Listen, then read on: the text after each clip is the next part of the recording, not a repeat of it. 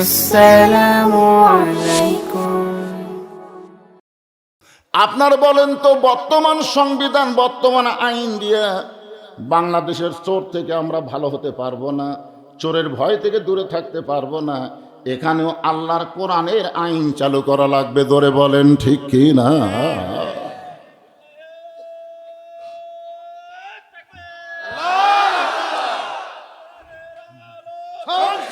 ভাইজান একটু পরে লাইনত আসে, ভাই একটু লাইনত আসি, তারপরে হবে। এখন শোনেন, আপনি জয়পুরহাটে একটা জায়গা কিনছেন, খুব পজিশনে একটা জায়গা কিনছেন 6 বছর আগে। তো বলতেছেন আপনার বন্ধুকে, কে রে ভাই জায়গা তো কিনলেন, তো বাসা করতেছেন না কেন? টাকা পয়সা কি নাই? করবার চাচ্ছি ভাই, কিন্তু এই চাঁদাবাদের ভয়। ধরে কোন কিসের ভয়? একেবারে ভিত থেকে শুরু করে লিন্টন পর্যন্ত খালি চাঁদাই দেওয়া লাগবে। আপনার বলেন তো, আপনি যে চাঁদাবাজের ভয়ে বাসা করতেছেন না, এই চাঁদাবাজি দূর করার আইন কি আল্লাহর কোরআনে আছে না নাই? ধরে কেন আছে না নাই? মাশাআল্লাহ।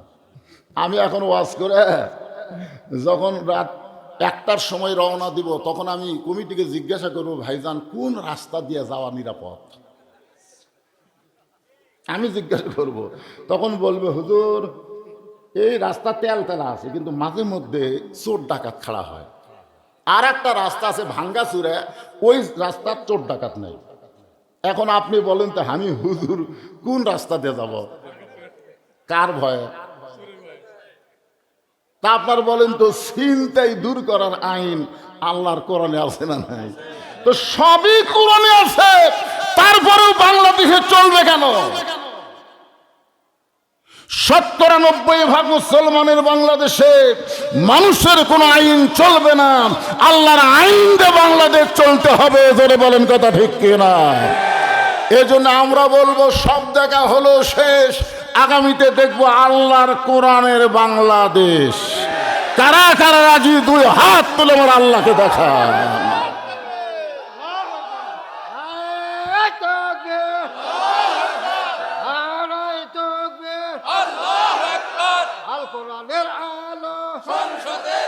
লিল্লাহে তাকবীর। আলহামদুলিল্লাহ। এখন আসেন, এখন তাফসীর শুরু হবে, কারণ আগে শ্রোতা দেখে তারপরে ওয়াজ শুরু করা দরকার। কথাটা বুঝলেন না?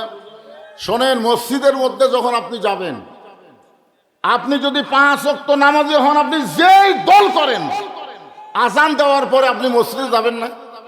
আওয়ামী লীগ, বিএনপি, জাতীয় পার্টি, জামাত, তাবলিগ, কুড়ি সব দলের যারা নামাজ পড়ে, আজান দিলে কুড়ি যায়। তো মসজিদের মধ্যে যায় কি এক এক দল এক এক কাতার হয়, না সব দল এক কাতার হয়? দেখুন, আওয়ামী লীগের সামনে, আওয়ামী লীগের কাছে বিএনপি দাঁড়াচ্ছে, বিএনপি একটু 4 আঙ্গুল পিছনে আছে। তা আওয়ামী লীগ পিঠে ঠেলা দেয়, বলতেছে কে ভাই তুই কাতার চিনিস না?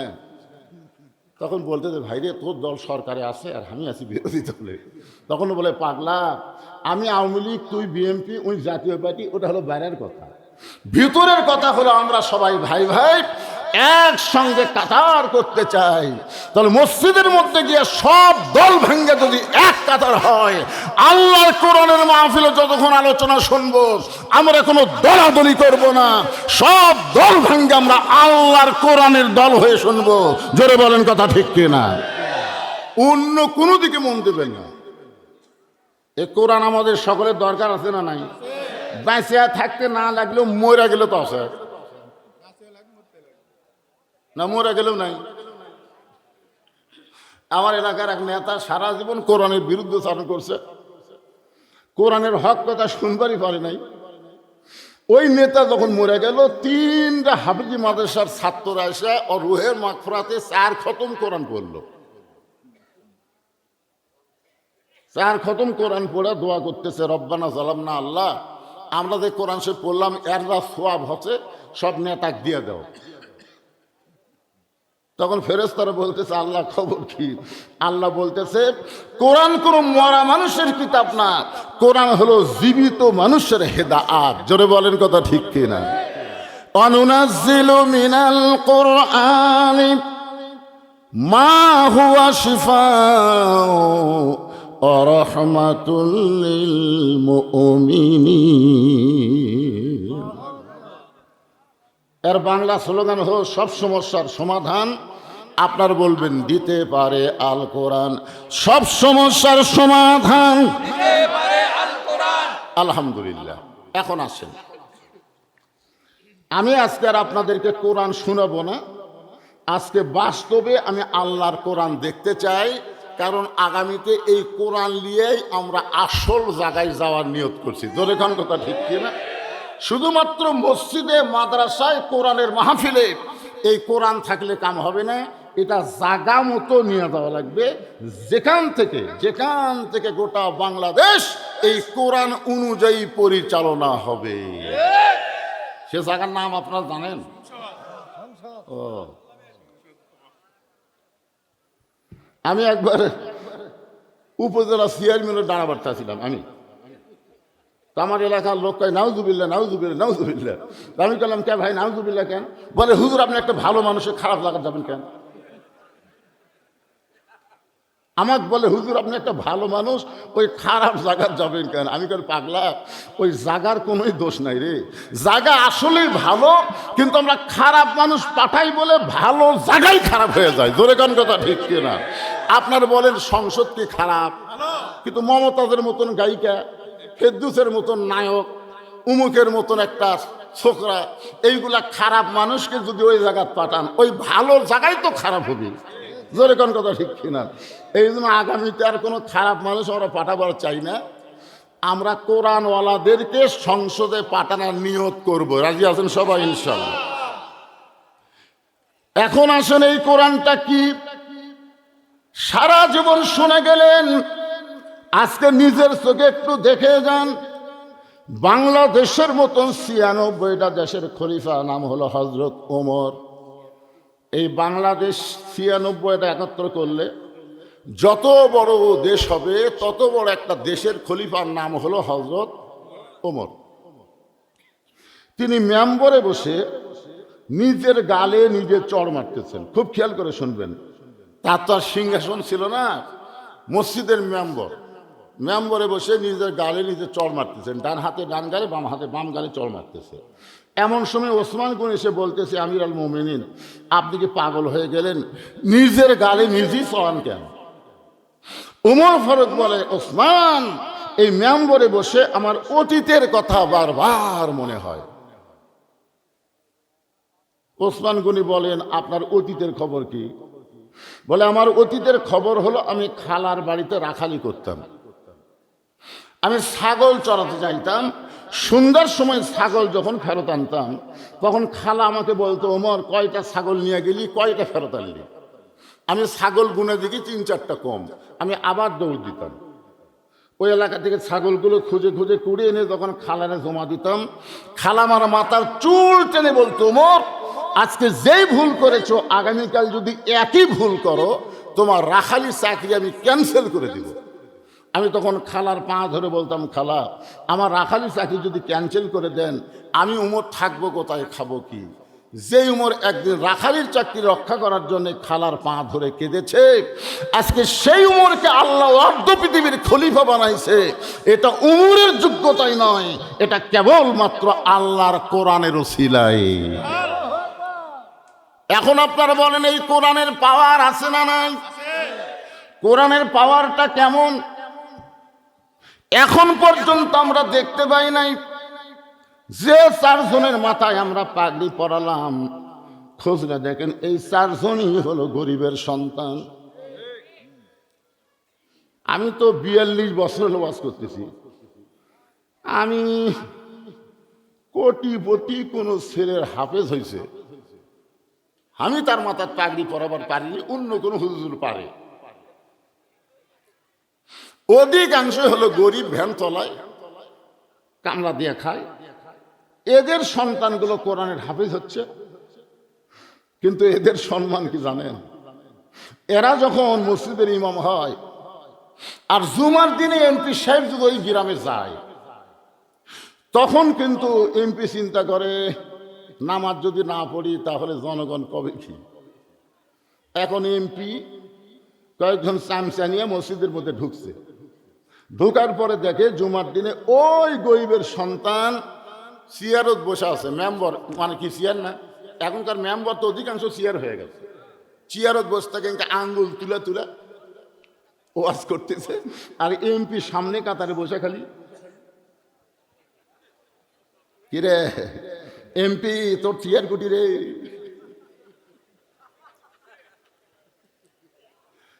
কিছুক্ষণ পরে যখন নামাজের সময় হলো তখন একটা স্যামসাং এমপি বলতেছে না স্যার আপনি সামনে যান, মানে সবাই বলতেছে কাতার সোজা করেন। ওই গরিবের বাচ্চা হাফিজ সাহেব সামনে গেছে, যা চিন্তা করতেছে এমপি রে তুই গম মারা খায়া চাউল মারা খায়া পেট করছো মোটা, আজ যা তো রুকুর মধ্যে সাইজ কর্ম জোর এখন কার মধ্যে, কারণ যারকে পেট বড় উড়ে এত মোটা তারা কিন্তু রুকুর মধ্যে বেশিক্ষণ থাকবার পারে না, জোর এখন কথা ঠিক। এখন এই গরিবের সন্তান চিন্তা করে আমরা সংসদে যাওয়ার না পারলেও আল্লাহর ঘর আমাদের দখলত আছে, জোরে কর কথা কথা কর না গায়। এখন রুকুর মধ্যে যাইয়া বুঝলেন আল্লাহ কোরআনে বলেছেন আস্তাইনু বিস-সাবরি ওয়াস-সালাহ, ধৈর্য আর নামাজের বিনিময় আল্লাহর কাছে চাওয়া লাগবে। রুকুর মধ্যে এখন ধৈর্য লিয়া সুবহান রাব্বিয়াল আযীম,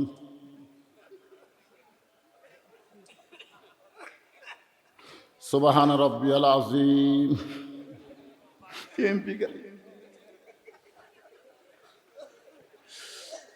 এমপি তুই যতই পিঠ কসলা ওই গরিবের বেটা মাথা না তোলা পর্যন্ত তুই পারবু।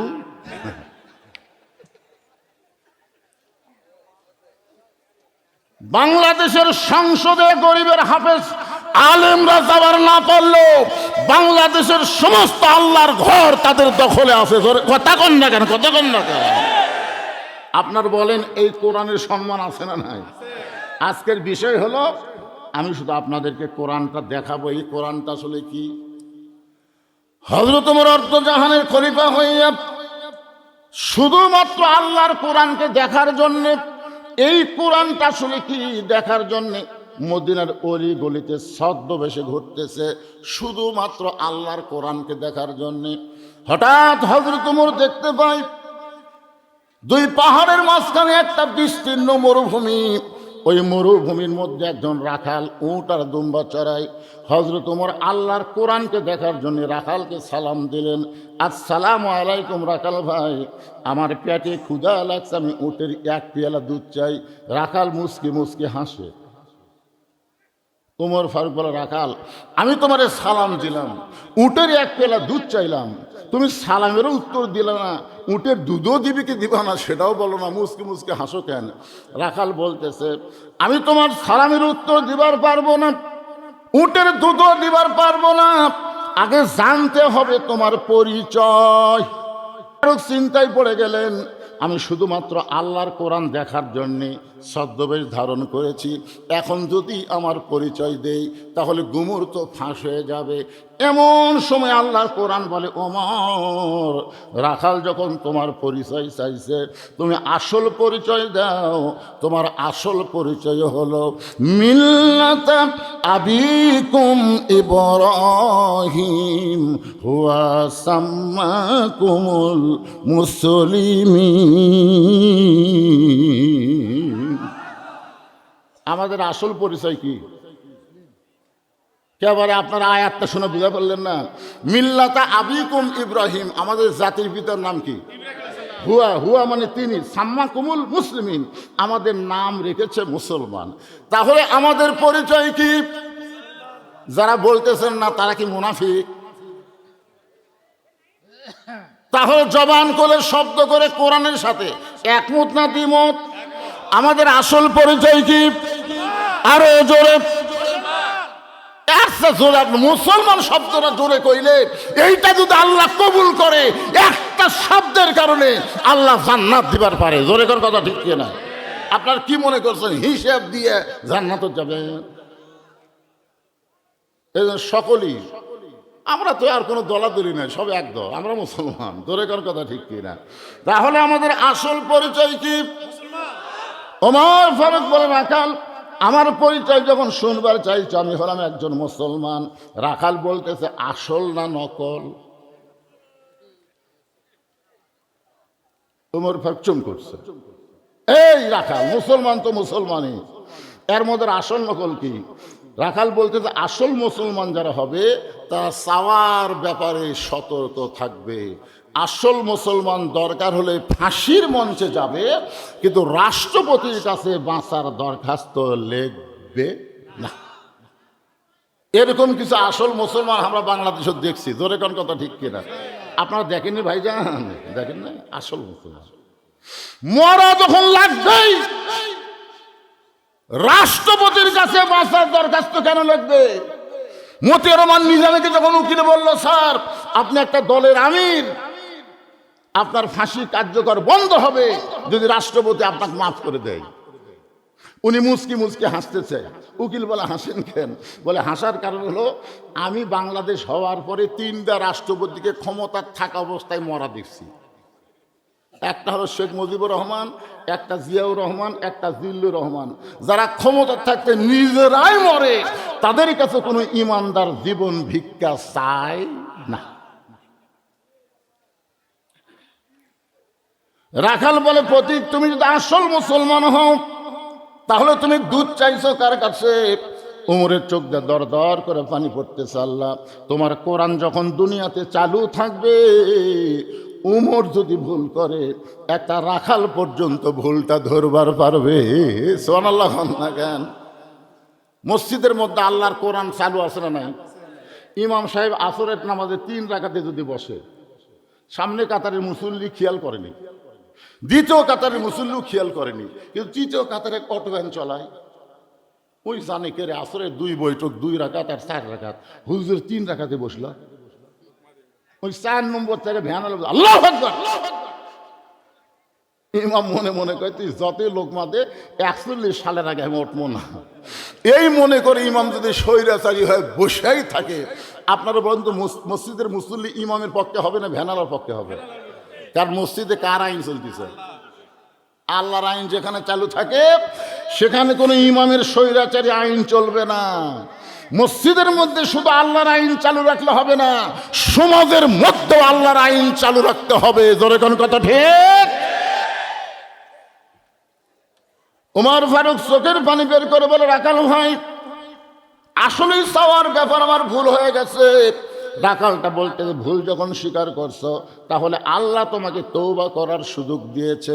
ওমর ফারুক বলে, আমি তওবা করতেছি। রাখাল বলে, তুমি মূর্খ মানুষ, তুমি তওবা কেমনে করবা? আমি তওবা করাই, তুমি আমার সঙ্গে তওবা পড়ো। ওমর ফারুক বললেন, রাখাল আমার মধ্যে মূর্খামির কি দেখলা? রাখাল বলতেছে, চাওয়ার ব্যাপারে যে সতর্ক হয় না সে সবচাইতে বড় মূর্খ। আমাদের বাংলাদেশে কিছু মুসলমান আছে না নাই? আমার দয়াল বাবার দরবারেতে কেউ ফেরে না খালি হাতে। আপনারা বলেন তো এটা তাওহীদ না শিরক? জোরে বলা লাগবে, তাওহীদ না শিরক? আল্লাহর ধন নবীরে দিয়া, আল্লাহ আছে গায়েব হইয়া, নবীর ধন খাজা নিয়ে শুয়ে আছে আজমিরে, কেউ ফেরে না খালি হাতে, খাজা রে তোর দরবারেতে। কে 2-1 নাউজুবিল্লাহ কর না, কে সবাই নাউজুবিল্লাহ করা যায় না? যদি বলতো কেউ ফিরে না খালি হাতে, আল্লাহ তোমার দরবারেতে, তাহলে ঠিক ছিল। কিন্তু খাজার দরবার এটা কোনো মুসলমান ইমানদার বলতে পারে না। জোরে কোন ঠিক কিনা? ওমর ফারুক বলে, রাখাল ভাই আসলে আমার ভুল হয়ে গেছে, তুমি আমাকে তওবা পড়াও। এবার রাখাল হযরত ওমরকে তওবা পড়াচ্ছেন। যারা মাগরিব এশার নামাজ না পড়া ওয়াজ শুনতেছেন, এখানে অনেক আল্লাহর বান্দা থাকতে পারে যারা এখন পর্যন্ত মাগরিব এশার নামাজ পড়েনি। এরকম আছে না নাই? আপনারা বলেন তো, ফজরের আগে যদি আপনারা মারা যান, এই যারা মাগরিব এশার নামাজ না পড়ে ওয়াজ শুনতেছেন, আপনারা যদি ফজরের আগে মারা যান, তাহলে দুনিয়ার কত হুজুর দোয়া করলে আপনারা জান্নাত পাবেন। আর এই মুহূর্তে যদি তওবা করেন, আল্লাহ ফজর থেকে বাকি জীবনে একটা ওয়াক্ত নামাজ বাদ দিব না, এই নিয়ত করার সঙ্গে সঙ্গে যত নামাজ না পড়ার পাপ হয়েছে আল্লাহ সঙ্গে সঙ্গে মাফ করে দিবে। তাহলে তওবা করার দরকার আছে না নাই? আমার সঙ্গে সকলে পড়ে, যুবকেরা সকলে, খালি তো তোমরা মেলার মধ্যে ঘুরতেছে, রাস্তা ঘুরতেছে, নামাজের সময় মসজিদ নাই। আজ একটা মাহফিলের দিন, তাও দেখলাম মসজিদে 3 কাতারি হলো না। কি এত হাজার হাজার মানুষ কুড়ি গেছিল? হ্যাঁ, আমার সঙ্গে সকলে একটু পড়েন ভাই। তওবা পড়তে কোনো শরম আছে? তাহলে সবাই পড়েন, আস্তাগফিরুল্লাহ রব্বি মিন কুল্লি জামবি ওয়া তুবু ইলাইহি। ওমর ফারুক তওবা করার পরে বলতেছে, রাকাল ভাই, আল্লাহর হস্তে উটের 1 পেলা দুধ দাও। রাকাল মুসকি মুসকি হাসে। ওমর ফারুক বলে, আবার হাসো কেন? আমি তো বলেছি আল্লাহর হস্তে উটের 1 পেলা দুধ দাও। রাকাল মুসকি মুসকি হেসে বলতেছে, তওবা করার পরে তুমি আবার মুনাফিকি করলে। যেই কইছে মুনাফিক, ওমর ফারুকের চেহারা রক্তের মতো লাল হয়ে, এই আমার মধ্যে মুনাফিকের কি দেখলা? রাখাল বলতেছে, লিমা তাকুলু মা লা তাফালুন, তোমার মুখের সাথে মনের মিল নেই, এত গরম হও কেন? আপনার বলেন তো, রাখাল কি হয়তো উড়ছে না? কোরআন চলতেছে, কোরআন, এত গরম হও কেন? তুমি সত্যি করে বলো তো, আমি কি উটের মালিক? আমি যদি উটের মালিক হইতাম, তুমি আমাকে রাখাল বললা কেন? আর যখনই তুমি আমাকে রাখাল বলছো, তখন তোমার মন বলতেছে আমি উটের মালিক না। আর মালিক বাদ্দা রাখালের কাছে চাইলেও রাখাল দিবার পারবি না, যার প্রমাণ আমি নিজে। পাবনার বাইকোলা মাহফিল শেষ করে টেস্টে কেবল নামছি, ইতিমধ্যে এক লোক এসে চকচকে 100 টাকা হাতের মধ্যে দিয়ে কয়, হুজুর দোয়া করে। চকচকা টাকা পকেটের মধ্যে থিয়া বললাম, কি দোয়া ভাই? বলে, হুজুর আমার বইয়ের পেটে একটা বাচ্চা আইছে, আল্লাহ যেন একটা পুত্র দেয়, দোয়া করেন হুজুর, আল্লাহ যেন একটা পুত্র দেয়। তখন আমার এই পকেট থেকে 200 টাকা বাইর করা গিয়ে দিল। তাই হুজুর, আমি তো টাকা চাইনি হুজুর, আমি দোয়া চাইছি। আমি বললাম, পাগলা তুই জানিস আমি নিজেই 3 মেয়ের বাপরে, এখন পর্যন্ত আল্লাহ আমাকে একটা ছেলে দেয়নি।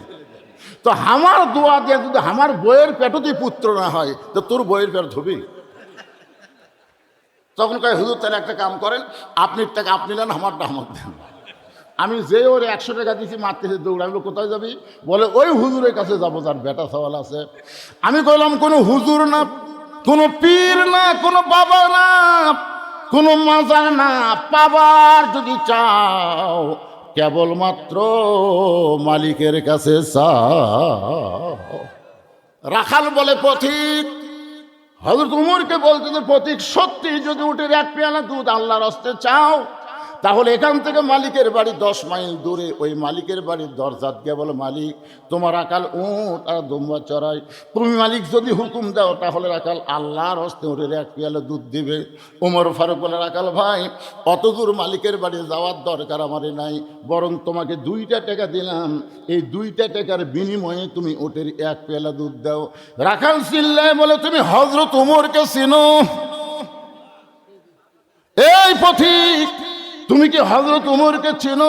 যে উমর আল্লাহর কোরআন দিয়ে রাষ্ট্র চালায়, সেই উমরের গোপন বাহিনী যদি দূর থেকে দেখবার পায়, তুমি আমারে 2 টাকা ঘুষ দিছ, আর মালিক বাদ দিয়ে তোমাকে উটের 1 পেলা দুধ দিলাম, তাহলে তোমাকেও ধরবে, আমাকেও ধরবে। এই বুড়া বয়সে কি তুমি ধরা খাবার চাও? ওমর ফারুক বলে, রাখাল ভাই, তাহলে চলো পাহাড়ের গুহার মধ্যে যাই, এই গুহার মধ্যে গিয়া গোপনে তোমাকে 2 টাকা দিব, আর তুমি গোপনে উটের 1 পেলা দুধ দিবা, তাহলে তোমার মালিকও জানতে পারবে না, উমরের গুপ্ত বাহিনীও ধরতে পারবে না। রাখাল চিল্লা বলে, তুমি ভণ্ড, তুমি ভণ্ড, তুমি ভণ্ড। উমর ফারুক বলে, রাখাল, আমার মধ্যে ভণ্ডামির কি দেখলাম? রাখাল বলে, পথিক, ওই পাহাড়ের গুহার মধ্যে দেওয়া নেওয়া করলে উমরের গুপ্ত বাহিনী দেখতে পাবে না, আমার মালিক জানতে পারবে না, কিন্তু রাখালের আল্লাহ সব কিছু দেখতে পায়। লিল্লাহে তাকবীর। উমর ফারুক এক দৌড়ে পাহাড়ের পাদদেশে গিয়া 2 রাকাত নামাজ পড়ে আল্লাহকে বলতেছে, আল্লাহ তোমার কোরআন এত সুন্দর, আল্লাহ তোমার কোরআন এত সুন্দর, তোমার কোরআন যখন দুনিয়াতে চালু থাকে তখন কেউ না দেখলেও আল্লাহ দেখে, এই বিশ্বাস মুমিনের অন্তরে থাকে। আর এখন আসরের নামাজ পড়ে জমির ধান দেখতে গেছে, যায় দেখে ওপর জমির পানি চলমল করতেছে, নিচে ওর জমির পানি নাই। ওই চিন্তা করতেছে কে এত পানি উপরে হঠাৎ নাই। ওই চারিদিকে তাকাচ্ছে, চারিদিকে তাকায় তাকে কেউ নাই। আস্তে করে বসে বিসমিল্লাহ করে জমির আল কাটছে। বিসমিল্লাহ করে জমির আল কাটা ওই পানি দিয়ে হাত ধোছে, ধুয়ে আবার দাঁড়ায় বলতেছে আলহামদুলিল্লাহ কেউ দেখেনি। আপনারা বলেন লোকটার নামাজ আছে কিন্তু কি নাই? আরো জোরে বলেন ঈমান কখন হবে? বর্তমান পরিবেশে ঈমান অর্জন করা কঠিন হবে। মুসলমানের সংখ্যা হবে শতকরা ৯৫% মুসলমান, কিন্তু শতকরা কত ভাগ ঈমানদার? একটু মনোযোগ দিয়ে শোনেন। ওমর ফারুক বলতেছে আল্লাহ তোমার কোরআন এত সুন্দর, এতক্ষণ আমি রাখালকে দেখি নাই, রাখালের ভিতরে ছদ্মবেশে আল্লাহ তোমার কোরআন আমি দেখতে পাই। রাখাল হযরত ওমরের ফারুকের পাশে এসে বলতেছে ভাই তুমি যতই কান্দো, তুমি যতই কান্দো উটের দুধ তোমাকে দেওয়া গেল না।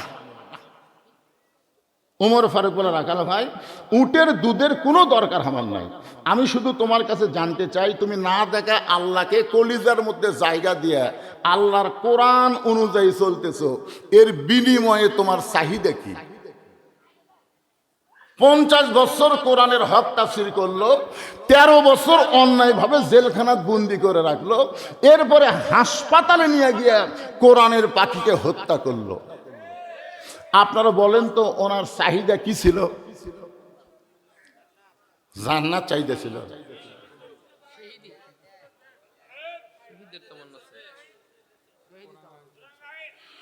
ওনার একটাই চাহিদা ছিল শুধু কোরআনের তাফসীর করব না, কোরআন অনুযায়ী বাংলার মুসলমান চলবে। জোরে কোন কথা কোন না কেন? উনি যুদ্ধ অপরাধী, উনি মানুষ খুন করছে, উনি ঘর বাড়ি পুড়ে দিছে, উনি নারী নির্যাতন করেছে। আল্লাহর কোরআনের তদন্ত হলো ইন্নামা ইয়াখশাল্লাহ মিন ইবাদিহিল উলামা। বান্দা সময়ের মধ্যে আলেম বান্দারাই আল্লাহ বেশি ভয় করে, এই তদন্ত করেছে আল্লাহ। সাইদি হুজুর কি ছোট মোটো আলেম? বাংলাদেশের সমস্ত বক্তার ওয়াজ যদি এক পাল্লায় দেওয়া হয় আর আল্লাহ সাইদি হুজুরের একার ওয়াজ যদি আর এক পাল্লায় দেওয়া হয়, সমস্ত বক্তার ওয়াজের চাইতে ওনার ওয়াজের ওজনে বেশি হবে। জোরে কোন কথা দেখতে না? আর সেই মানুষটাকে অন্যায়ভাবে জেলের মধ্যে বন্দি রাখলো, তারপরে হাসপাতালে গিয়ে হত্যা করলো। ওনার চাহিদা কি? ওমর ফারুক বলে রাখাল না দেখা আল্লাহকে কলিজার মধ্যে জায়গা দিয়ে আল্লাহর কোরআন অনুযায়ী চলতেছো, এই দুনিয়াতে তোমার ভালো কোনো চাকরি নাই, ভালো কোনো খাওয়াও নাই, ভালো কোনো বাড়িও নাই, এরপরে তোমার চাহিদা কি? এই আল্লাহর কোরআন অনুযায়ী চলার কারণে তোমার চাহিদা কি? সঙ্গে সঙ্গে রাখাল বলে প্রতীক ভাই আমার চাহিদার কথা যদি শুনতে চাও, আমার চাহিদা হলো রব্বানা, সকলে পড়েন রব্বানা আতিনা ফিদ দুনিয়া হাসানাতাও ওয়া ফিল আখিরাতি হাসানা ওয়া কিনা আযাবান্নার। ওমর ফারুক বলতেছে রাখাল আমি মূর্খ মানুষ, তোমার চাহিদার কথা শুনতে চাইলাম আর তুমি কোরআনের আয়াত শোনা দিলে। রাখাল বলে তুমি আসলেই মূর্খ। আরে পাগলা, এই আয়াতের মধ্যে দুটা চাহিদার কথা বলছি। 1 নম্বর চাহিদা হলো মহামানব হযরত উমরকে আমি এক নজর দেখতে চাই, যে উমর আল্লাহর কোরআন দিয়ে রাষ্ট্র চালানোর কারণে আমার মতন রাখাল না দেখে আল্লাহকে কলিজার মধ্যে জায়গা দিবার পারছি, সেই উমরকে যদি খালি একটা বার দেখতে পাইতাম, দুনিয়ার চাহিদা আল্লাহ আমার পুরা করতো। আতিনা ফিদ দুনিয়া হাসানা মানে হযরত উমরকে আমি এক নজর দেখতে চাই। পাগলা, আমার সারা জীবনের সাধনা একটা বার খালি হযরত উমরকে দেখব। আমার 2 নম্বর চাহিদা হলো আমি রাখাল যখন মরে যাব, এই কোরআনকে মানার কারণে অধম রাখালকে আল্লাহ যেন জান্নাত দেয়। তাহলে রাখালের চাহিদা কয়টা? ওমর ফারুক দৌড়ে এসে, বুঝছেন, দৌড়ে এসে রাখালের হাতটা খপ করে ধরছে, এরকম ধরে 3টা চুমা খাচ্ছে। আমার দিকে তাকান। রাখাল কই পাগলা নাকি? আমার ঘামা হাতে তুমি 3 বার চুমা দিলা, কারণ ওমর ফারুক বলে রাখাল ভাই তোমার 2 নম্বর চাহিদা আল্লাহ পুরা করছে, পুরা করবে না, পুরা করছে। মরার সঙ্গে সঙ্গেই 8টা জান্নাতের দরজা আল্লাহ তোমার জন্য খুলে দিবে। ফাদখুলি ফি, পড়েন, ফাদখুলি ফি ইবাদি ওয়াদখুলি জান্নাতি। মরার সঙ্গে সঙ্গে আল্লাহ তোমার জন্য 8টা জান্নাতের দরজা খুলে দিবে। রাখাল সুবহানাল্লাহ কয় না? ওমর ফারুক বলে, রাখাল মরার সাথে সাথে আল্লাহ তোমাকে 8টা জান্নাতের দরজা খুলে দিবে। রাখাল সুবহানাল্লাহ কয় না? ওমর ফারুক, আমার কথা বিশ্বাস হচ্ছে না? মরার সঙ্গে সঙ্গে আল্লাহ তোমার জন্য 8টা জান্নাতের দরজা খুলে দিবে। রাখাল সুবহানাল্লাহ কয় না? ওমর ফারুক কয়, সুবহানাল্লাহ কইস না কে? ভাই মরার পরে জান্নাত পাবো, এ বাকি কথা তো ভালোই কও, কিন্তু হযরত উমরকে এক নজর দেখবার পাবো, এই লগত কথা বলতে তোমার কোন জায়গাত বাজে? কারণ যার দুনিয়া ভালো হবে না, তার আখিরাতের যতই বাস করো কোনোদিনও ভালো হবে না। টাকা দিল 10, বেতন দিয়ে ফসা ফস, এতই সোজা। এই টাকা হালাল দিছে না হারাম দিছে? অনেক লোক 10 টাকা দেয়, বক্তা কিছুই কয় না। ওই ভ্যান বয়া হালাল রক্ত ঘাম করে 10 টাকা দিছে, বক্তা খালি লিয়ে ছুঁয়ে দিল। একজন ঘুষের টাকা 10,000 দিয়েছে, ও তকবীর দিয়ে 14 গোষ্ঠী জান্নাত হচ্ছে।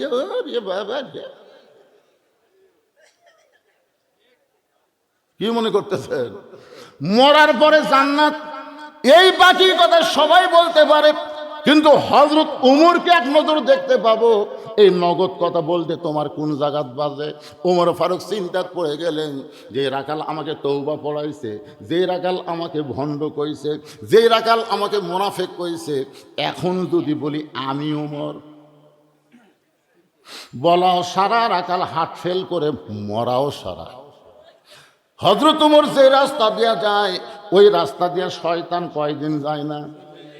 আপনারা বলেন তো, উমর যখন রাস্তা দিয়া যায়, ওই রাস্তা দিয়ে শয়তান যায় না, ওইটা কখন? কথা কয় না। হযরত উমর যখন নবীর সাহাবী ছিল, ওই সময় হযরত উমর যে রাস্তা দিয়া যায়, ওই রাস্তা দিয়া শয়তান 40 দিন যায় না। কিন্তু হযরত উমর যখন মদিনার খলিফা হলো, তখন উমর এত নরম, উমরের চাইতে নরম কোনো মানুষ ছিল না। সুবহানাল্লাহ না খেয়াল? ক্ষমতার পাওয়ার আগে গরম, আর ক্ষমতা পাওয়ার পর। আর আমাদের বাংলাদেশে ক্ষমতা পাওয়ার আগে নরম। আমার এলাকার এক নেতা গাড়ি থামে ফকিরক সালাম দিচ্ছে, গাড়ি থামে, গাড়ির থেকে নামে ফকিরক সালাম দিচ্ছে। সালাম চাচা কেমন আছেন? ফকির খালি চারিদিকে তাকালেন, চারিদিকে তাকালেন। নেতা বলে, কি দেখেন চাচা? কাক সালাম দিলে বাবা? বলে, আপনাকে দিলাম। আমি ভিক্ষা করে খাই। ভোটের আগে আমার চাইতে নরম কেউ নেই চাচা। চাচা ও চাচা দোয়া করেন চাচা। ওরে শালা রে, কি নরম রে! ভোট পায় তখন এমপি হয়ে যাবে, এই কালাই ক্ষেত্র আক্কেলপুর আর দেখা যাবে না। ওই ঢাকায় থাকবে, মাঝে মধ্যে বেড়াবার আসবে, চামচার অত্যাচারে একটা গরিব নেতার কাছে যাবার পারবি না। জোরে কথা কন না। মানুষের তৈরি আইন যতদিন চলবে, ততদিন নেতা ভোটের আগে নরম হবে, ভোট পায়ে গরম হবে। আর আল্লাহর কোরআন দিয়ে যখন রাষ্ট্র চলবে, আগে থাকবে গরম, দায়িত্ব পাওয়ার পরে হবে নরম। ধরে কথা কন না।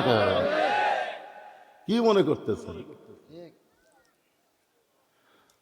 হযরত ওমর বলতেন, রাখাল ভাই, সত্যি যদি তুমি ওমরকে দেখবার চাও, সত্যি যদি ওমরকে দেখতে চাও, তাহলে তোমাকে ফজরের নামাজ সামনে কাতারে আদায় করা লাগবে। ফজরের নামাজ যদি সামনে কাতারে আদায় করো, মেহরাবের দিকে লক্ষ্য করে দেখবা, যেই মানুষটা ইমামতি করতেছে ওই মানুষটি হলেন হযরত ওমর। তাহলে আল্লাহর কোরআন দিয়ে রাষ্ট্র চললে, খালি সংসদের মধ্যে এমপিগিরি করলে হবে না, কালাই খেতলাল আক্কেলপুরের মধ্যে বড় মসজিদের ইমামতি করার যোগ্যতা থাকা লাগবে। কথা কন না কেন? আল্লাহর কোরআন দিয়ে যখন রাষ্ট্র চলবে, তখন মাথায় টুপি নাই, মুকুট দাড়ি নাই, প্যান্ট শার্ট পরা কোনো নেতা, কোনো মুসল্লি সামনে দিবে না, কোনো মুসল্লি তাকে সামনে দিবে না। সামনে দিবার গেলে খালি ভিতরে দেখবে না, বাহিরের জিনিসটাও খেয়াল করবে। জোরে কোন কথা ঠিক কি না? ওমর ফারুক বললেন, রাখাল ভাই, সত্যি যদি তুমি ওমরকে দেখবার চাও তাহলে ফজরের নামাজ তোমাকে সামনে কাতারে আদায় করা লাগবে। ফজর যদি সামনে কাতারে আদায় করতে পারো তাহলে মেহরাবের দিকে লক্ষ্য করে দেখবা, যেই মানুষটা ইমামতি করতেছে ওই মানুষটি হলেন হযরত ওমর। রাখাল ছোট বাচ্চার মতন কান্দে। ওমর ফারুক বললে, এতক্ষণ তুমি হাসলে, এখন কান্দো কেন? বলে, কান্দার কারণ হলো তুমি আমাকে চিনো। ওমর ফারুক বলে, চিনি না মানে? চিনলে এই কথা বলতেছে? আমি হলাম রাখাল রে পাগলা, আমি বারান্দাত নামাজ পড়ি, আমি মসজিদের ভিতরে ঢোকার জীবনেও সাহস পাই না। কারণ মসজিদের মধ্যে দামি দামি সাহাবী, সে দামি দামির মধ্যে আমি রাখাল কেমনে যাই? ওমর ফারুক বললেন, তুমি কম দামি আর ভিতরে যারা নামাজ পড়ে তারা বেশি দামি। এই উল্টে বুঝ তোমাকে কে শিখালো? আল্লাহর কোরআনের আইন হলো, ইন্না আকরামাকুম ইনদাল্লাহি আতকাকুম। ওই ব্যক্তি সবচাইতে দামি হয় যার কলিজার মধ্যে আল্লাহর বেশি হয়। আমি উপরে বসে ওয়াজ করতেছি, আমি দামি, আর আপনার খেরত বসে ওয়াজ শুনতেছেন আপনারা কম দামি। এ কথা ইসলামে নাই। ইসলামে আছে অনেক বক্তাকে আল্লাহ তক্তা বানায় জাহান্নাম দেবে, অনেক শ্রোতাকে আল্লাহ বিনা হিসাবে জান্নাত দেবে। আমার 1 বছর এখানে আসতে পারি নাই, অনেক লোক বাইরে থেকে চিল্লাচ্ছে, ও যে মিস দিল, আজকে আবার আসলো। হ্যাঁ, ওরা কিন্তু বাইরে থেকে গুদ গুদ গুদ গুদ গুদ করতেছে। আমার এই শোনেন, আপনাকে যে পুনুট নাই পাশে পুনুট, ওই পুনুটে একদিন ওয়াজ করে এক লোক বলতে যে, হুজুর আপনারা এত টেকাইলে কি করেন? আপনার যে অ্যাডি করে এক বান্ডি করে টেকালেন, এই টেকালে কি করেন? তদন্ত কর, তদন্ত কর, এই টেকালে কি করি তদন্ত কর। এই বাংলাদেশের 17 বছর আমি ওয়াজ করেছি একাধারে, জনগণ আমাকে যে ঠকাছে, উপরে খালি 100, ভিতরে খালি 10, এরকম মোটা করে আমার হাতত দিয়েছে, আমি পকেটে থুছি। 2007 সালে আমার গাড়ির সাহাবী যখন অ্যাক্সিডেন্ট করে মারা গেল, আমি আহত অবস্থায় হাসপাতালে আসলাম। আমি মরার কথা, কিন্তু আমার সাথীরা মরে গেল। তখন বাড়িতে আসলে আব্বা করছে, কে রে বক্তা, তুইও যদি মরে যাস তোর নাম গন্ধ পৃথিবীর থাকবে। তখন ইউটিউব নাই, ফেসবুক নাই, কোনো কিছু নাই, যেটকার ওয়াজ সেটি শেষ। তখন আব্বা কইল, শোন, এই যে মানুষ তোকে টাকা দেয়, এই টাকাটা আস্তে আস্তে একটু জমা কর, নিজের জমি কেনার জন্য, বাসা করার জন্য না ভাই, মাদ্রাসা মসজিদ এতিমখানা তৈরি করার জন্য। 2007 সাল থেকে টাকা জমা করতে করতে 14 সালে আমি একসঙ্গে মসজিদ মাদ্রাসার ভিত দিলাম। তখন আমার জায়গা ছিল 12 শতক, এখন জায়গা হচ্ছে 235 শতক। সমস্ত জায়গায় হলো আল্লাহ লা ইলাহা ইল্লাল্লাহ মুহাম্মদ রাসূলুল্লাহর নামে ওয়াকফ করা। ওখানে 1 শতক জায়গা মান নাই। মহিলা মাদ্রাসায় 70, ছেলে মাদ্রাসায় 70 জন বাচ্চা লেখাপড়া করে, 9 জন শিক্ষক বাবুর্চি। সমস্ত টাকা কারো কাছ থেকে 1 টাকা ভিক্ষা না, দান না, সদ্গা না, সমস্ত টাকা হলো এই ওয়াজের টাকা। ওয়াজ করে যে টাকা পাই সেই টাকা দিয়ে এবার আবার আল্লামা সাইদি হুজুরের নামে একটা অডিটোরিয়াম, কনফারেন্স হল তৈরি করছি, যে হুজুর শহীদ হয়ে গেছে তার নামে একটা স্মৃতি করি। এই টাকাগুলো তো আপনাদেরই, এমনি দেন না তো, ওয়াজ করার পরে দেন, আর সেই টাকা দিয়ে আমি কাম করি। তদন্ত কর।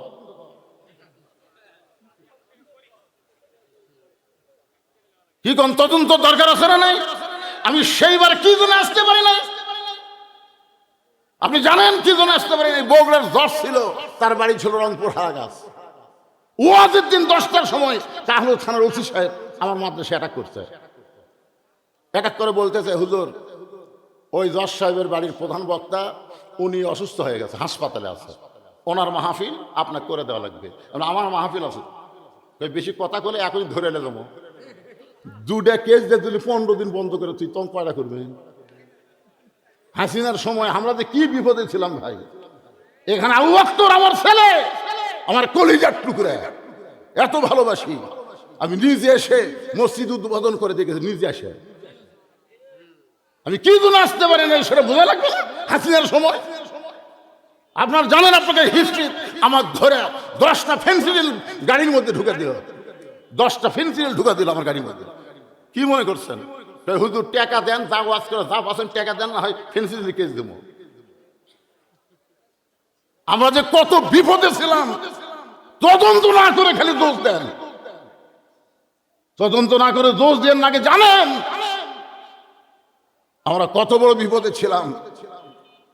আলিমদেরকে কত কষ্ট দেওয়া হয়েছে, নয় বার অন্যায় ভাবে আমাকে জেলের মধ্যে নিয়ে যাওয়া হয়েছে, আমার আঙ্গুল ভাঙ্গা দিছে, এই দেখেন এখানে খুঁটে ঢুকে দিয়ে।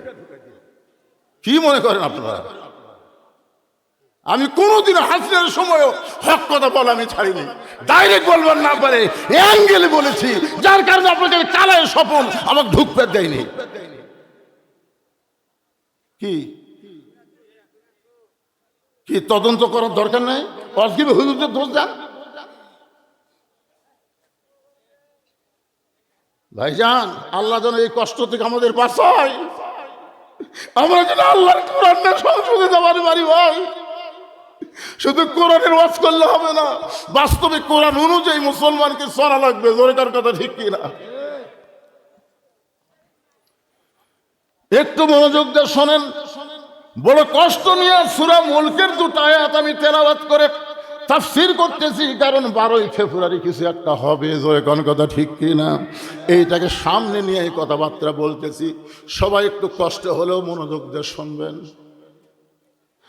ওমর ফারুক বললেন, রাখাল ভিতরে বেশি দামি তুমি কম দামি, এই কথা লা ইলাহা ইল্লাল্লাহ মুহাম্মাদুর রাসূলুল্লাহ সাল্লাল্লাহু আলাইহি সাল্লাম। নবীর কলিজার টুকরা ফাতেমা স্বামীকে বলতেছে, আমি আমার বাবার মুখে শুনেছি আপনি হলেন আসাদুল্লাহিল গালিব, আপনি হচ্ছেন আনা মাদিনাতুল ইলমি ওয়ালি ও বাবুহা। আল্লাহ রাসূল বলেছেন পৃথিবীর শ্রেষ্ঠ বীর হচ্ছে আমার আলী, পৃথিবীর শ্রেষ্ঠ জ্ঞানী হচ্ছে আমার আলী। ধরে কোন সুবহানাল্লাহ। একটা জিনিস শুনলে আপনারা খুশি হবেন, আল্লাহর নবী যখন মদিনার প্রেসিডেন্ট ছিলেন তখন হযরত আলী ছিলেন শিক্ষামন্ত্রী। বলেন সুবহানাল্লাহ। দেখছেন আল্লাহর নবী যখন, আবার কি দেখাচ্ছেন, উলার দেওয়া চলবে না, তো দুটো একসাথে আমি পারি না, হয় আদায় না হয় ওয়াজ। এ আপনারা দান করতেছেন, আপনাদের নাম যদি মাইকে না বলা হয় আপনার কি দিবেন না? না বাকিগুলো বলতেছি। না না কতগুলো সঙ্গীর নাম করলো, আমারটা খোলো না, পরে আদায় করে বুঝতেছে না। শয়তান তো ইটি নাই, কিন্তু বাড়িতে গেলে শয়তান ধরবে। আল্লাহর খাতায় আপনাদের নাম আল্লাহ লিপিবদ্ধ করে রাখবেন ইনশাআল্লাহ। ভাইজান মাদ্রাসার সদস্য হবেন, প্রতি মাসে 100 বছরে 1200 টাকা দিয়ে দাতার সদস্য হবেন। এরকম সদস্য মাদ্রাসার হলে মাদ্রাসা ভালো চলবে। গ্রামের মধ্যে আরে এত সুন্দর একটা মাদ্রাসা, কি মাদ্রাসা যে আমরা শহরের মধ্যে অনেক মাদ্রাসা দুডে একটার মাথার পাগড়ি দিই, আর এই জায়গা এই মাদ্রাসা থেকে আয়দা থেকে শুরু করে 30 পারা কোরআন হেফজ করছে এমন 4টা ছেলের মাথা তাজ পাগড়ি দেওয়া হলো। এটা সিলিমপুরের জন্য সৌভাগ্য। ধরে কোন কথা ঠিক কিনা? মাদ্রাসার জন্য আল্লাহ তাআলা এই গোটা গ্রামের উপরে রহমত বরকতের দরজা যেন আল্লাহ নাজিল করে। ধরে কোন আমিন। যারা দান করবেন দান বন্ধ করবেন না, আপনার দান করতেই থাকেন, আমার ওয়াজ দেওয়ার চলতে থাক।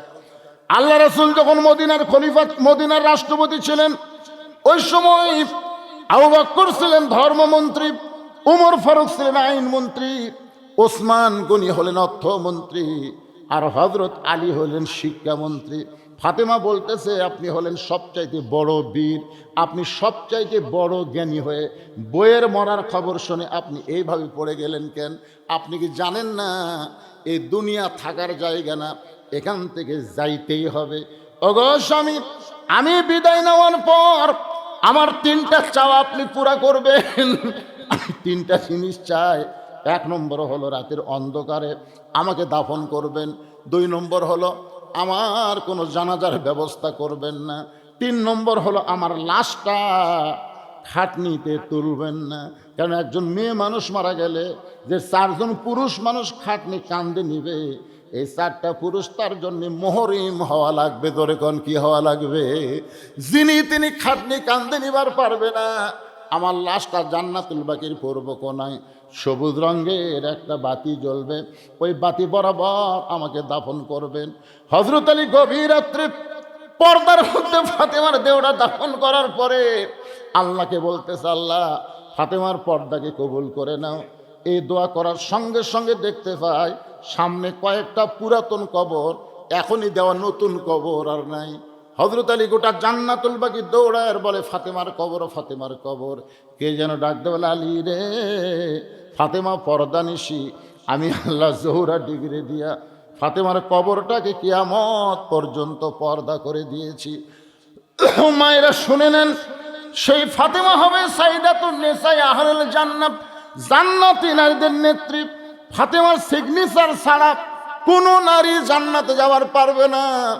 আর ফাতেমা সব নারীর ব্যাপারে সিগনেচার করবে না, কেবলমাত্র পর্দানিশী নারী যারা ফাতেমার সিগনেচার পাইয়া জান্নাতি হবে তারা। সুবহানাল্লাহ কন না কেন? মায়েরা, নামাজ যদি কম হয় আল্লাহ মাফ করে দিবে। যদি রোজা ঠিক মতো করবার নাও পারেন আল্লাহ মাফ করে দিবে। আপনার স্বামীর অবাধ্য হবেন না। স্বামী হলো হকুল ইবাদ, বান্দার হক, স্বামীর হক আপনি আদায় করবেন, স্বামীর অবাধ্য হবেন না। আর পর্দা যদি ঠিক মতো মানতে পারেন আল্লাহ ফাতেমার সঙ্গে আপনাদেরকে জান্নাত দিয়া দিবে। ওসমান গনি মুসকি মুসকি হাসার কারণ হলো রাখাল যারা হবে, এর কি,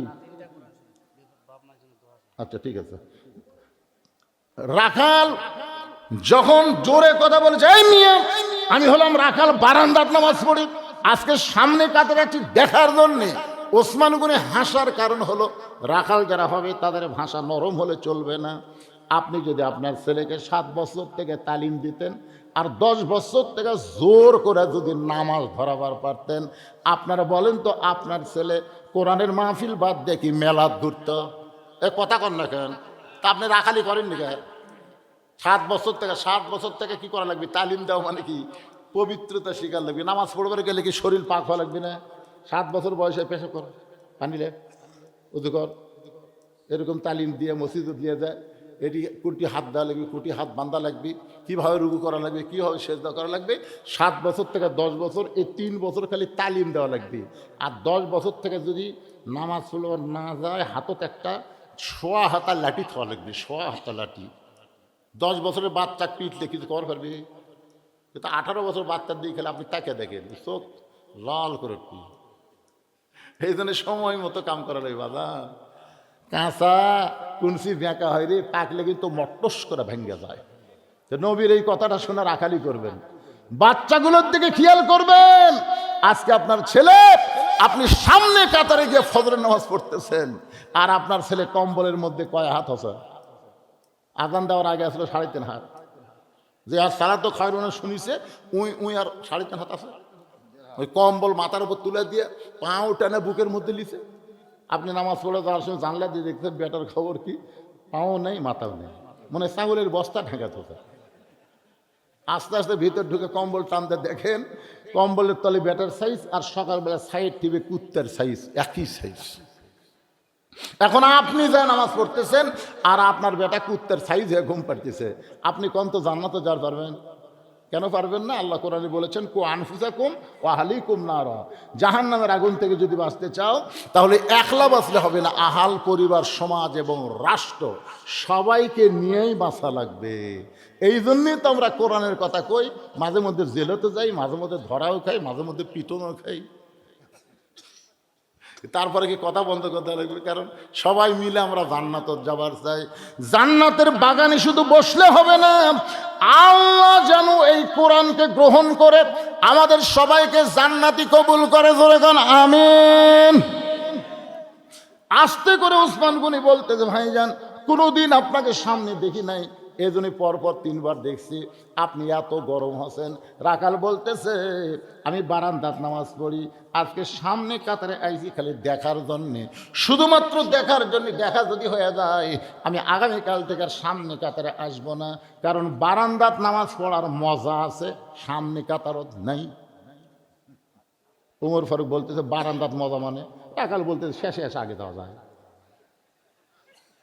বারান্দাত মজা তুমি বুঝবে? ওসমান গনি বলতেছে, বারান্দার মজা তুমি বুঝবে? যারা বারান্দাত পড়ে তারা মজা বোঝে। আসবি শেষে যাবি আগে। আর এই জায়গা ঢুক পারে আমার কতক্ষণ, এর থেকে বারামর যে কখন এই জন্য ভাই আজকে খালি দেখা হয়ে গেলে কাল থেকে আমি কষ্ট করে আর এই জায়গাতে আসবো না। ওসমান গনি বলতেছেন, ভাইজান আজকে যে আপনার দেখা হবে তার গ্যারান্টি কি? রাখাল বলতেছে, আমার চোখের পাওয়ার ভালো, আমার উট দুম্বা অনেক দূর পর্যন্ত চলে গেল আমি দেখতে পাই, আর আমি দেখতে পাবো না কেন? ওসমান গনি কান্দের বলে, ভাইজান কয়েক বছর হলে আমিও দেখার জন্য আসি, কিন্তু এখনো পর্যন্ত আমার দেখা হয় নাই। রাখাল কয়, কি বলে? ওসমান গনি বলতে যে কয়েক বছর হলে সামনে কাতারে আসি, এখন পর্যন্ত আমার দেখা হয় নাই। কারণ ওসমান গনি যাকে দেখতে আসে তিনি হলেন নামাজের মালিক আল্লাহ। আল্লাহ রাসূল বলেছেন, আসসালাতু মিরাজুল মুমিনিন আন তা'বুদুল্লাহ কাআন্নাকা তারাহু ফাইন লাম তাকুন তারাহু ফাইন্নাহু ইয়ারাকা। আল্লাহু আকবার। যখন কোন আল্লাহর বান্দা সেজদার ভিতরে যাবে, এক জগ পানির মধ্যে এক মুষ্টি চিনি ঘন্টন মারলে ওই পানির মধ্যে চিনি যেমন বিলীন হয়ে যায়, ওই বান্দাটা তেমন আল্লাহর অস্তিত্বে নিজের অস্তিত্ব বিলীন করে দিবে। নামাজের মধ্যে নামাজের মালিক আল্লাহকে দেখতে পাবে। যদি আল্লাহ দেখা সম্ভব না হয়, আল্লাহ যে তাকে দেখতেছে এই বিশ্বাস তার কলিজার মধ্যে আসবে। সুবহানাল্লাহ কর না কেন? বহু বছর হলে নামাজ পড়তেছি, এখনও তো দেখবার পাইনি, আর তুমি আজকেই দেখবে। রাখাল বলতেছে, তোমার চোখের মধ্যে সমস্যা আছে, তুমি আমার হাত ধরো। ওসমান গনি বলতেছে, তুমি আমার হাত ধরো, আমি নিজেও দেখবে এবং তোমাকেও দেখায় দিব। যে রাখাল বলেছে তুমি আমার হাত ধরো, আমি নিজেও দেখবো তোমাকেও দেখায় দিব, এমন সময় আল্লাহর কোরআন বলতেছেন, ইয়া আইয়ুহাল্লাযীনা আমানুত্তাকুল্লাহা ওয়া কুনু মা'আস সাদিকিন। এবারে কোরআনের আয়াত শুনে আল্লাহু আকবার কর না কেন? এই আয়াতের বাংলা অর্থ কি? অনেকে কয় জামাত ইসলাম জান্নাত দেয়, জান্নাত দেয়। এখানে কি বলতেছে আল্লাহ? কুনু মা'আস সাদিকিন। যদি আল্লাহর ভয় কোরআন কলিজার মধ্যে রাখতে চাও, তাহলে সত্যবাদীর সাথে হও। সত্যবাদী তোমাদের জান্নাত দিবে না, জান্নাতে যাওয়ার রাস্তা দেখায় দিবে। জোরে বলেন কথা ঠিক কিনা? কুল জাল হক ওয়া যাহাকাল বাতিল ইন্নাল বাতিলা কানা যাহুকা। ওসমান গনি রাখালের হাতটা চাইপা ধরছে, মনের মধ্যে বড় সাধনা, নিজের যোগ্যতায় দেখবার পাই নাই। আজকে যদি দেখা যায়, আজকে যদি দেখা যায়, নিজের যোগ্যতায় দেখা যায় না, আজকে যদি দেখা যায়, এই মনে করে ওসমান গনি রাখালের হাতটা চাপা ধরছে। ভাইজান একটু খেয়াল করেন, হাতটা চাপা ধরছে। ওসমান গনি মনে মনে বড় আশায় আছে, আজকে নিজের যোগ্যতায় নাই, আমার এই আল্লাহওয়ালা ভাইয়ের যোগ্যতায় যদি দেখা যায়। জোরে কোন সুবহানাল্লাহ। কিছুক্ষণ পরে মুয়াজ্জিন সাহেব যখন নামাজের ইকামত দেওয়া শুরু করেছে, সঙ্গে সঙ্গে সমস্ত সাহাবীরা দাঁড়াইছে, ওসমান গনি রাখালের হাতটা ধরে আছে। আর এমন সময় হযরত ওমর মেহরাবের মধ্যে ঢুকতেছে। ওসমান গনি হাত ধরে আছে, ডান হাত। জোরে কোন হাত? ওমর ফারুক যেই মাত্র মেহরাবের মধ্যে ঢুকতেছে, আপনারা হয়তো বলবেন, হুজুর ওমর ফারুক মেহরাবে কোন দিক দিয়ে ঢুকলো? যখন কোরআনের আইন চলবে তখন দরজা দিয়ে ইমামকে ঢোকা লাগবে না, মেহরাব বরাবর ছোট্ট একটা দরজা থাকবে, মেহরাবের ওই পার রেস্টরুম থাকবে। যখন আকামত দেবে তখনই নেতা, ইমাম শুধু ইমাম না, ইমাম হলো নেতা। এই জন্যে নেতা ওই ছোট্ট দরজা দিয়ে মেহরাবের মধ্যে ঢুকবে। যেই মাত্র হযরত ওমর মেহরাবের মধ্যে ঢুকছে, ওসমান গনি তো রাখালের ডান হাত ধরে আছে, আর রাখাল বাম হাতে খালি।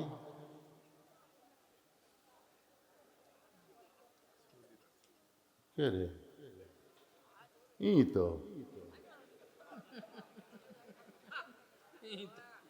তো আমাকে বলো, উমর যদি দেখবার চাস তো সামনে কাতার যাস, তাহলে আবার এই জায়গা।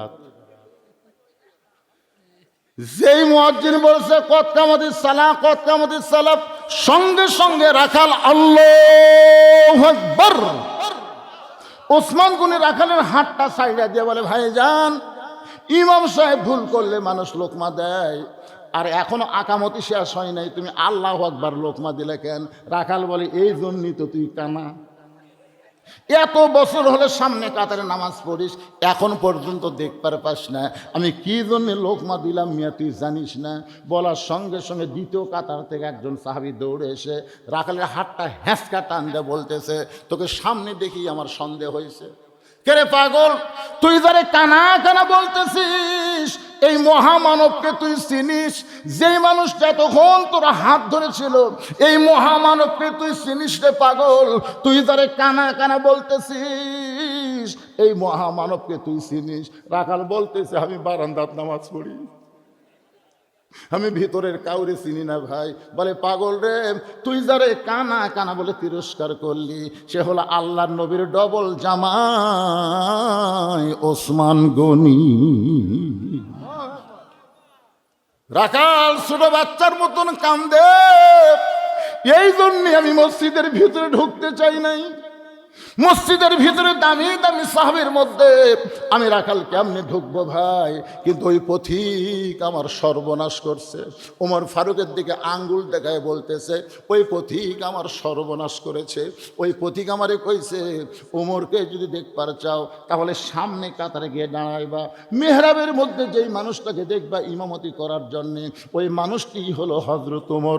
আমার সারা জীবনের সাধনা একটাবার আমি হযরত ওমরকে দেখতে চাই। শুধু হযরত ওমরকে দেখার জন্য বারান্দা থেকে সামনে কাতারে আসলাম, কিন্তু সামনে কাতারে আসেই যদি মেহরাবের মধ্যে ওই প্রতীককে দেখতে পাই তাহলে তোমরাই বলো লোকমা দেওয়া ছাড়া তো আমার উপায় নাই। আমি আল্লাহু আকবার লোকমা দিব, ওই প্রতীককে মেহরাব থেকে বের করে দিয়ে ওই জায়গায় হযরত ওমরকে আমি এক নজর দেখতে চাই। হাজার হাজার সাহাবীরা কান্না শুরু করেছে। সমস্ত সাহাবীরা যখন কাঁদতেছে রাখাল চিল্লায় বলে বারান্দায় নামাজ পড়া ভালো, এই ভিতরে কেন কান্দা কান্দি শুরু হয়ে গেল? ওসমান গনি বলে রাখাল ভাই ভিতরে কান্নার কারণ হলো তুমি যারে পথিক পথিক বলতেছো তিনি হলেন হযরত ওমর। গাছের গোড়া কাটলে গাছটা যেমন পড়ে যায় রাখাল তেমনি মেহরাবের মধ্যে পড়ে গিয়ে কাটা মুরগির মতন ছটফট করে আর বলি আমির আল মুমিনিন, আমি আপনাকে তওবা পড়াইছি, আমি আপনাকে মুনাফিক কইছি, আমি আপনাকে ভণ্ড কইছি, এত কথা বলেছি গো আমির। অদম রাখালকে আপনি কিছুই বলেন নাই। হযরত ওমর এক টানে ওই রাখালকে মেহরাবের ভিতরে পড়ে যাওয়া থেকে তুলে বুকের মধ্যে জাপটে ধরে কপালে একটা চুমা খায়। সমস্ত সাহাবীরা বলে আমির আল মুমিনিন, যেই লোকটা বলতেছে আপনাকে তওবা পড়াইছে, আপনাকে মুনাফিক কইছে, আপনাকে ভণ্ড কইছে, এত কথা যেই লোকটা নিজেই স্বীকার করতেছে আপনি তাকে বুকের মধ্যে নিয়ে কপালে চুমা দিলেন কারণ কি? ওমর ফারুক বলে সাহাবীরা রে, এত কথা হজম করার পিছনে একটাই মাত্র কারণ, আমি রাখাল দেখি নাই, আমি রাখালের ভিতরে আমার আল্লাহর কোরআন দেখতে পাই। এই কোরআন শুধু কোরআনের মাহফিল ওয়াজ আকারে রাখলে হবে না, এই কোরআন বাস্তব জীবনে আমল যদি করতে চায় তাহলে কোরআনের মঞ্চ থেকে এই কোরআনকে সংসদে নিয়ে যাওয়া লাগবে। ধরে কোন ঠিক কিনা?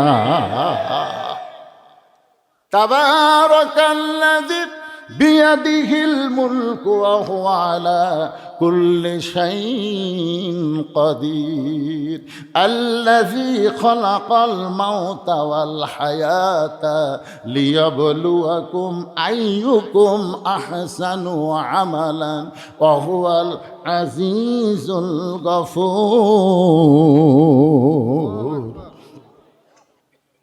আল্লাহ যেন ফজরের নামাজটা জামাতের সঙ্গে আমাদেরকে আদায় করা তৌফিক দান করে। সকলে বলে আল্লাহুম্মা আমিন। ইস্তিগফার পড়ে আস্তাগফিরুল্লাহ রব্বি মিন কুল্লি জামবি ওয়া তুবু ইলাইহি, আস্তাগফিরুল্লাহ রব্বি মিন কুল্লি জামবি ওয়া তুবু ইলাইহি, লা হাওলা ওয়ালা কুওয়াতা ইল্লা বিল্লাহিল আলিয়্যিল আযীম। যারা দান করতেছেন করবেন সবাই ইনশাআল্লাহ আল্লাহর রহমতে। ভাই কিছু বলবেন আপনি? দরকার দেব কি? আব্দুল সালাম 1000 টাকা। মরিয়ম 500 টাকা শ্বশুর শাশুড়ির জন্য দান করছে। ও মায়েরা বাবারা, এই শোন বসেন, আজকের মোনা এখান থেকে যাওয়ারই গ্যারান্টি নেই, আর মোনাজারটা করে গেলে কি হবে? লাকি বেগম মাত্রায় থেকে 500 টাকা দান করছে, আল্লাহ কবুল করেন। আর একজন আলু দান করছে, 200 টাকা দান করছে। দান করতেছে সবসময় করবেন। জি, মহিলা মেনলের থেকে 1 ব্যাগ টাকা দিছে আমার মায়ের, আল্লাহ মায়েদের দানকে কবুল করেন। ভাই জানে বসেন বসেন বসেন, বাড়ি যাওয়ার গ্যারান্টি নাই রে পাগলা, কি জন্য আমরা ধরপড় করব? আল্লাহুম্মা আমিন, আল্লাহুম্মা আনতাস সালাম ওয়া মিনকাস সালাম, তাবারাকতা ইয়া যাল জালালি ওয়াল ইকরাম। মাবুদ, সেই মাগরিবের নামাজের পর থেকে অনেক রাত পর্যন্ত তোমার পাগল বান্দা বান্দিরা আরামের বাড়ি ঘুমকে বাদ দিয়া কোরআন হাদিসের মহব্বত কলিজার মধ্যে নিয়ে এই জান্নাতের বাগানে বসে বসে কোরআন হাদিস আলোচনা শোনার শেষে আমি গুনাহগারের সঙ্গে রহমতের দরজায় ফকির হয়ে দোকানা হাত তুলেছি। আল্লাহ মেহেরবানি করে আজকের মাহফিল আমাদের সকলের হিদায়াতের জন্যে, নাজাতের জন্যে, জান্নাতের জন্যে কবুল করো। এই মাহফিলের শুরু থেকে শেষ পর্যন্ত যত আলোচনা হয়েছে আল্লাহ, এর মধ্যে যদি ত্রুটি হয়, ভুল হয়, মাফ করে দাও।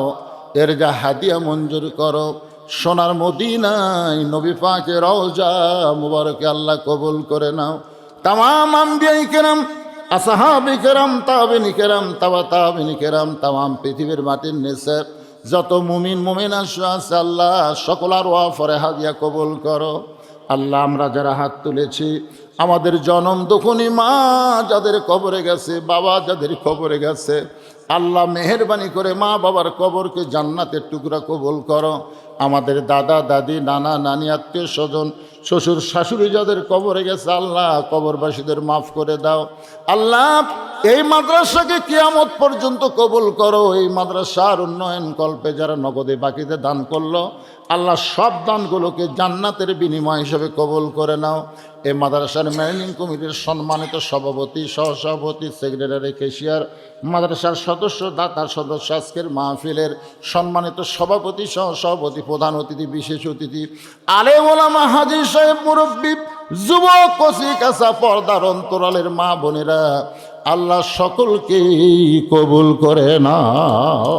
আল্লাহ মিলেমিশে মহব্বতে আমাদেরকে বসবাস করার তৌফিক দাও। আল্লাহ আমরা দেখি সব নেতারা একসময় একসঙ্গে বসে চা খায়, কিন্তু খালি কর্মীকের মধ্যে গণ্ডগোল হয়। তাই আমরা ভাই ভাই ঠাঁই ঠাঁই না হয়ে মিলেমিশে আমাদেরকে বসবাস করার তৌফিক দিয়ে দাও। আল্লাহ আমাদের ইমানটা মজবুত করে দাও, যে কোরআনের ওয়াজ শুনলাম সেই কোরআন মোতাবেক যেন চলতে পারি, এমন একটা পরিবেশ বাংলার জমিনে আমাদের দেখার তৌফিক দিয়ে দাও। আল্লাহ সুবহান রাব্বিকা রাব্বিল ইজ্জাতি আম্মা ইয়াসিফুন ওয়া সালামুন আলাল মুরসালিন আলহামদুলিল্লাহি রাব্বিল আলামিন। ওয়াজাল আখিরাতি কালিমাতুনা ইনদাল মাউতি। সকলে পড়েন লা ইলাহা ইল্লাল্লাহু মুহাম্মাদুর রাসূলুল্লাহ সাল্লাল্লাহু আলাইহি সাল্লাম। আসসালামু আলাইকুম ওয়া রাহমাতুল্লাহি ওয়া বারাকাতুহু।